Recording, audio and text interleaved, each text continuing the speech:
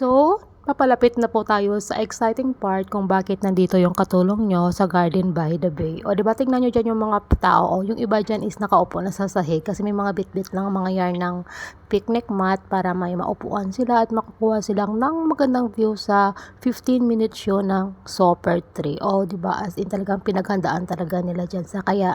Ito na umpisa na tayo. Diba, kita nyo naman dyan kung gaano kadami yung taong nag-aantay sa Super Tree show na ito. So, ito talaga yung sinadya ng katulong nyo para manood dito. Kasi nga, actually yata parang gabi-gabi yata to yung show na ito. Pero of course, dahil nga sa paminsan-minsan lang naman ako nagpapaalam sa amo ko kung saan ako pupunta. Kaya ito, talagang super enjoy talaga yung katulong nyo, as in.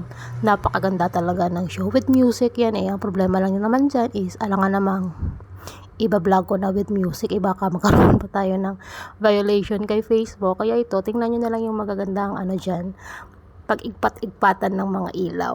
Ilaw ba yan? Basta as long as lights on, kayo na yung bahala maghusga. Diba napakaganda talaga yung ano, yung show na yan. Diba sabi ko is 15 minutes show lang to yung pinunta ng katulong nyo dito panoorin. Pero parang ang tagal matapos eh. Tapos ang nananakit na yung neck ng katulong nyo dahil nga sa katunganga sa taas. Kasi nga yung show na ito is talaga kailangan mo talagang tumunganga para makita yung napakagandang view.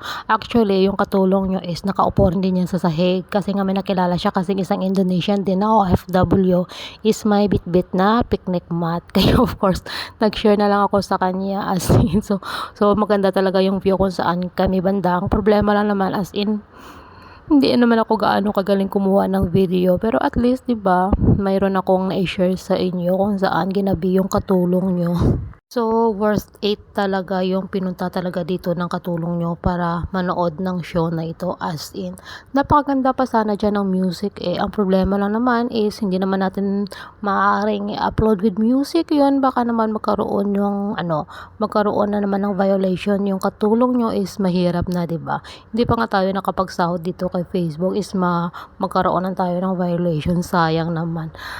Na monetize na nga tayo, baka pa mawala na yung bigla. Kaya magpakabait na muna yung katulong nyo. Samahan nyo na lang ako na enjoy yung view na na pinakita ko sa inyo ng show na yan. Diba, as in talaga, hindi naman na siguro ako yung nagaganan, pati siguro kayo dyan nanonood, as in kahit na wala ng music, okay rin din, diba? Pagpasensyahan nyo na lang mga katulong. Ako hindi gaano kaganda yung pagkuha ng ng katulong nyo ng video na ito. Ang importante kung saan siya nag-enjoy is sinishare niya sa inyo. Diba? Para ba maging patas tayo dito? Ganun ba? Talagang naghahanap pa talaga ako ng kakampi dito. Ay, Charles, talaga yung buhay ng katulong nyo. Pero in fairness may part dyan ng mga video ko as in napakaganda talaga nung kuha ko. Ay, charot, talagang ako pa talaga ng-compliment sa sarili kong pagkuha ng video. Bahala na kayo na lang yung mag-judge. Diba? Kisa sa ako yung mag-judge. Para importante, nag-enjoy yung katulong nyo at nakapag-share sa inyo. Ganun lang. Diba? Ganyan naman talaga yung buhay eh. Basta't marunong tayong mag-enjoy, okay na yon. Kahit na nananakit na yung neck ng katulong nyo, ang importante is happy talaga siya. Kasi talagang worth it talaga yung oras na pinunta niya dito sa my Garden by the Bay para manood ng 15-minute show ng ito ng Super Tree. Diba? And of course, salamat rin din sa amo ko kasi pinayagan niya akong pumunta dito, 'di ba? Tapos bago ako dito pumunta sa my Garden by the Bay na ito, actually morning ng Sunday, tinawagan ng amo ko yung Garden by the Bay. Tinanong niya kung anong oras mag-start yung show na ito.